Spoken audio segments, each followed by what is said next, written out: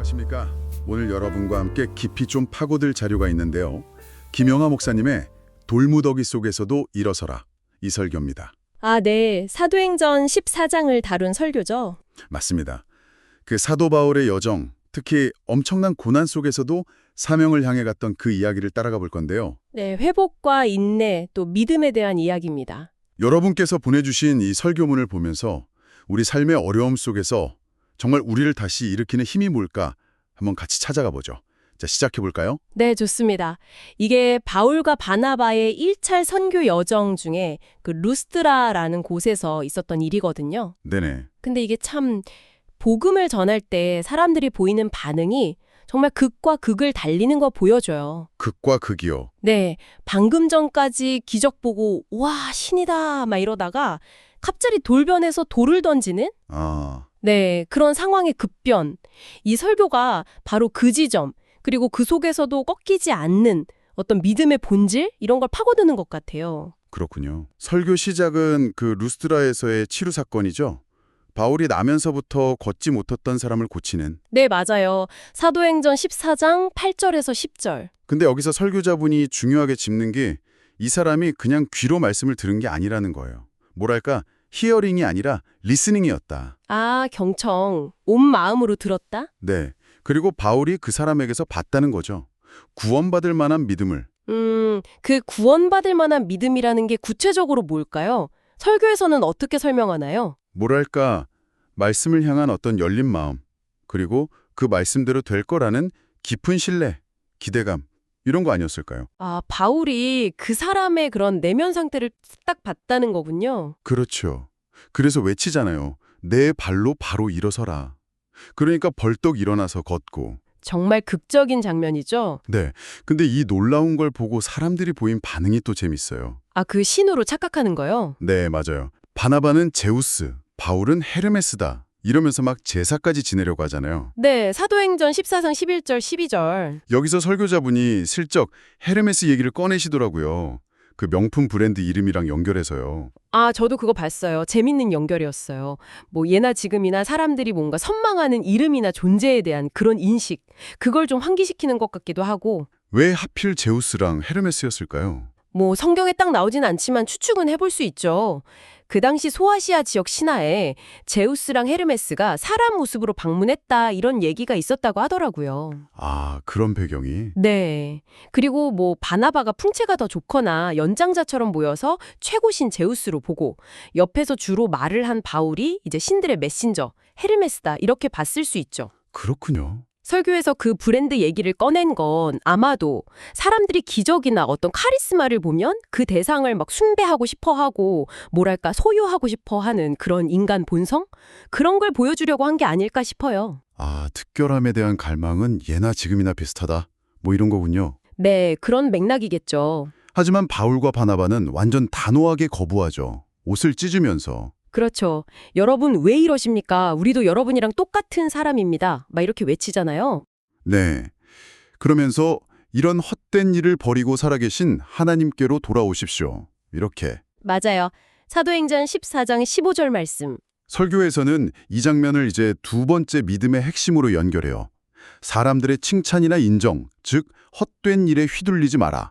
오직 하나님께 집중해라. 여기서 헛된 일이라고 번역된 헬라어가 마타이오스인데 이게 공허하다, 실체가 없다, 목적이 없다 이런 뜻이거든요. 아, 그들이 하려던 제사나 신격화가 다 공허하다는 거군요. 네, 그들의 그 단호한 거부가 사실 두 가지를 보여주는 거죠.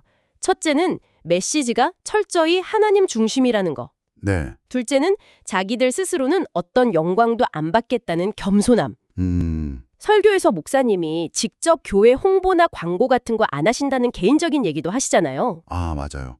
그 부분도 인상 깊었어요. 네, 사람들의 인정이나 인기 같은 그런 헛된 일 말고 그냥 하나님 말씀 자체의 힘과 진실성, 이걸 믿는 태도가 중요하다. 이걸 강조하신 거죠. 그런데 아이러니하게도 이렇게 단호하게 신격화를 거부하고 헛된 일이라고 딱 선언한 게 오히려 상황을 확 뒤집는 계기가 되는 것 같아요. 그렇죠.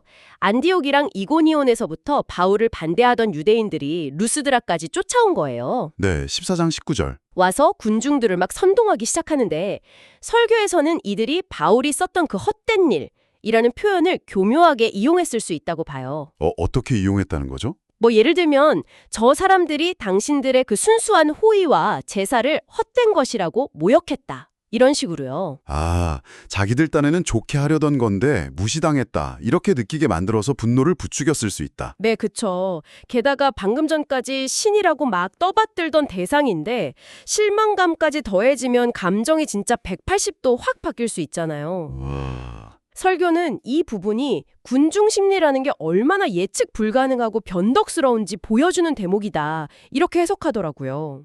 결국엔 그래서 격분한 군중이 바울에게 돌을 던지잖아요. 네. 설교에서는 그 폭력의 잔인함, 심각성을 아주 생생하게 묘사해요. 사람들이 바울이 진짜 죽었다고 생각할 정도였다고.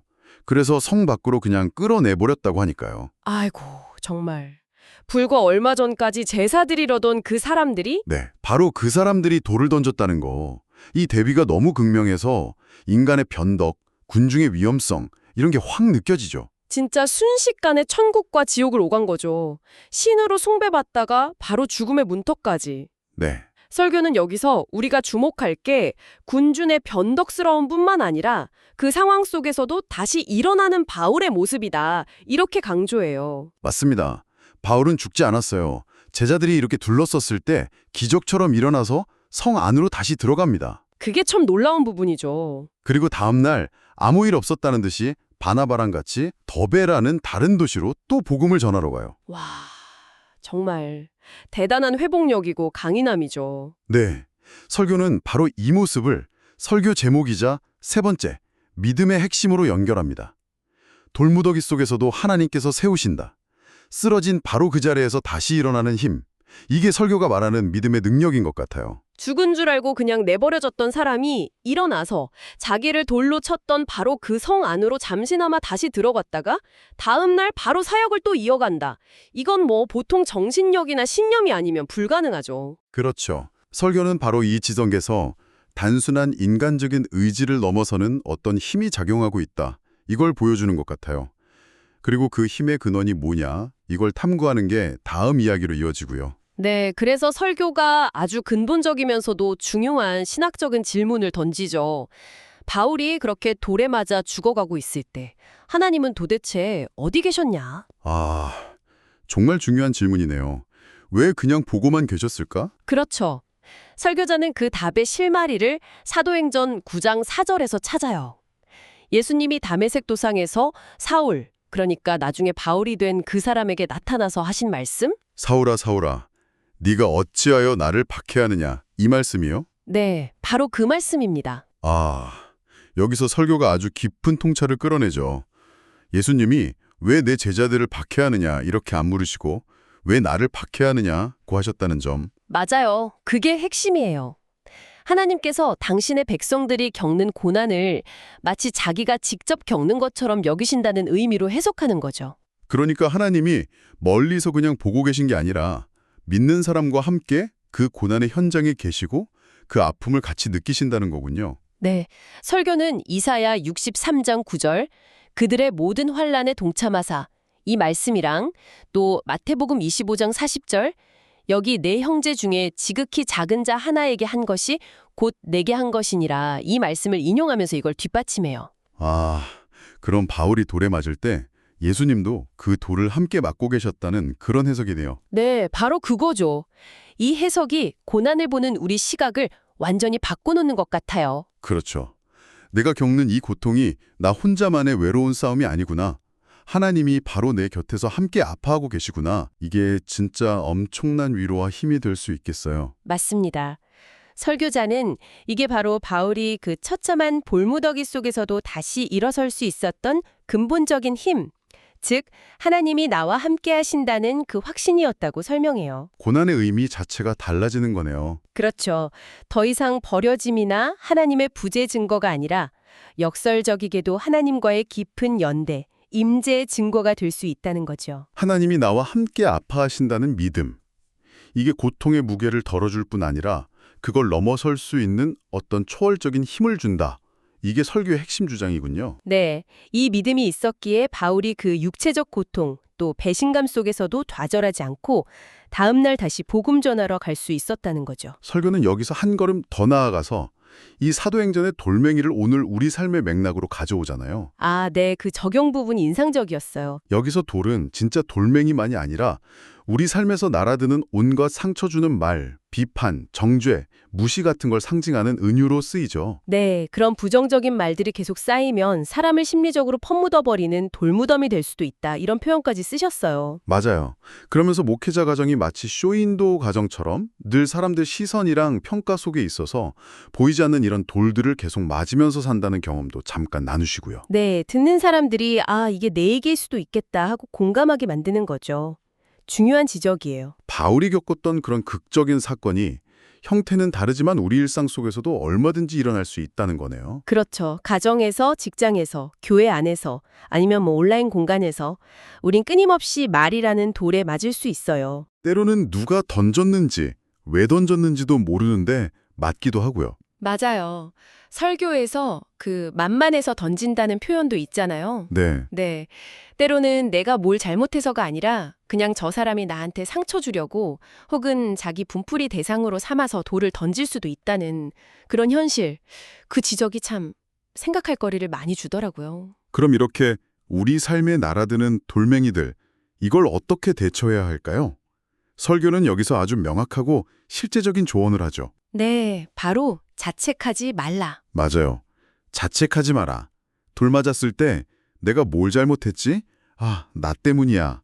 이렇게 스스로를 파고들지 말라는 강력한 권고죠. 사실 그 자책이 우리를 더 깊은 수렁으로 끌고 갈 때가 많잖아요. 네, 그렇죠. 설교는 그 자책의 고리를 끊어내라고 말해요. 그럼 어떻게 끊어내느냐? 어떻게 끊어낼 수 있을까요? 설교자는 그 답을 듣는 대상을 바꾸는 데서 찾아요. 나한테 돌 던지는 사람들의 목소리나 내 안에서 울리는 그 자책의 소리가 아니라 하나님의 음성에 귀 기울이라는 거죠. 아, 하나님의 음성. 네. 설교 초반에 나왔던 그 걷지 못했던 사람에게 바울이 외쳤던 명령, 내 발로 바로 일어서라. 그 말씀을 다시 떠올리게 해요. 그 명령이 오늘 나에게 주시는 하나님의 음성이다. 이렇게 믿고 그 음성에 힘입어서 일어서라는 거군요. 바로 그거죠. 외부의 부정적인 평가나 내 안의 자책감에 푹 빠지지 말고 하나님이 나를 어떻게 보시는지, 나에게 뭘 원하시는지 거기에 집중하라는 메시지예요. 결국 우리 안에도 그 구원받을 만한 믿음, 그러니까 하나님의 도우심을 믿고 그분 안에서 다시 시작할 수 있는 힘이 있다는 걸 발견하고 그걸 의지해서 다시 일어서라. 이렇게 격려하는 거네요. 정확합니다. 밖에서 날아오는 돌멩이들, 우리가 다 막을 순 없을지도 몰라요. 그렇죠. 하지만 그 돌에 맞고 쓰러졌을 때 계속 누워만 있을 건지 아니면 하나님의 음성을 붙들고 다시 일어설 건지 이건 우리가 선택할 수 있다는 거죠. 네. 그리고 설교는 그 선택의 순간에 하나님은 우리와 함께 계시고 일어설 힘을 주시는 분이다. 이걸 강조하는 거고요. 이게 바로 돌무더기 속에서도 하나님께서 세우신다는 설교 제목의 궁극적인 의미 아닐까요? 오늘 이 설교 분석을 통해서 정말 몇 가지 중요한 점들을 짚어볼 수 있었던 것 같습니다. 첫째는 하나님의 말씀, 복음에는 진짜로 절망적인 상황에 있는 인생을 일으키는 힘이 있다. 걷지 못했던 사람처럼. 네. 둘째는 우리 시선이 사람들의 변덕스러운 평가나 인기가 아니라 변함없이 신 하나님께 딱 고정되어야 한다. 신격화 거부처럼. 그렇죠. 그리고 가장 중요한 건 아무리 깊은 고난 속에 있더라도 하나님은 우리와 함께 아파하시고 우리를 절대 포기하지 않으시고 다시 일어설 힘을 주시는 분이라는 믿음. 돌무더기 속에서도 일어서라. 이거네요. 네, 맞습니다. 바울 이야기가 그냥 2000년 전의 어떤 종교적인 사건이 아니라 오늘 우리가 각자 삶에서 만나는 다양한 돌무더기 앞에서 어떻게 반응해야 할지, 뭘 붙들어야 할지 그런 깊은 지혜를 주는 것 같아요. 특히 사람들 말 한마디에 쉽게 상처받고 무너지기 쉬운 우리들에게 뭐가 헛된 일이고 뭐가 진짜 영원한 가치인지, 어디에 소망을 둬야 하는지 이런 걸 분명하게 보여주는 것 같고요. 네, 동의합니다. 마지막으로 여러분께서 한번 좀 깊이 생각해 보실 만한 질문을 던지면서 마무리할까 하는데요. 네, 어떤 질문인가요? 그 설교는 돌무더기 속에서 일어나는 것에 초점을 맞췄잖아요. 그런데 사도행전 14장 20절을 자세히 보면 바울이 돌에 맞아서 죽은 줄 알았다가 일어난 다음날 더베로 떠나기 전에 아주 잠시지만 자기를 돌로 쳤던 바로 그 루스트라 성 안으로 다시 들어갔다는 기록이 있어요. 아, 그렇죠. 그냥 도망치듯 떠난 게 아니라 그 끔찍한 트라우마의 장소로 다시 발을 들여놨다는 점, 저도 그 부분이 굉장히 인상적이었어요. 그렇죠. 그냥 살아남은 걸 넘어서서 그 고통의 현장을 잠시라도 다시 마주할 수 있게 한 그 내면의 힘, 그게 뭘까요? 단순히 용기나 오기였을까요? 아니면 설교에서 강조한 것처럼 하나님이 함께 하신다는 그 깊은 확신에서 나온 어떤 초연함, 혹은 다른 관점, 이런 걸까요? 글쎄요. 바울이 그 성에 다시 들어갔던 그 짧은 순간의 의미를 한번 곱씹어 보는 것. 이게 오늘 우리가 나눈 돌무더기 속에서도 일어서는 믿음의 본질에 대해 또 다른 차원의 생각을 해보게 하는 것 같아요. 네, 정말 흥미로우면서도 깊은 여운을 남기는 질문이네요. 그 짧은 행동 속에 어떤 의미가 담겨 있을지 한번 생각해 보시면 좋겠습니다. 네, 그 의미를 스스로 탐구해 보시는 것이 오늘 나눈 이야기에 깊이를 더하고 여러분 각자의 삶에 적용하는 데 또 도움이 되지 않을까 싶습니다. 오늘 저희가 준비한 내용은 여기까지입니다. 여러분 삶에 어떤 돌무더기가 있든 그 속에서 다시 일어설 힘과 지혜를 발견하는 시간이 되셨기를 바랍니다.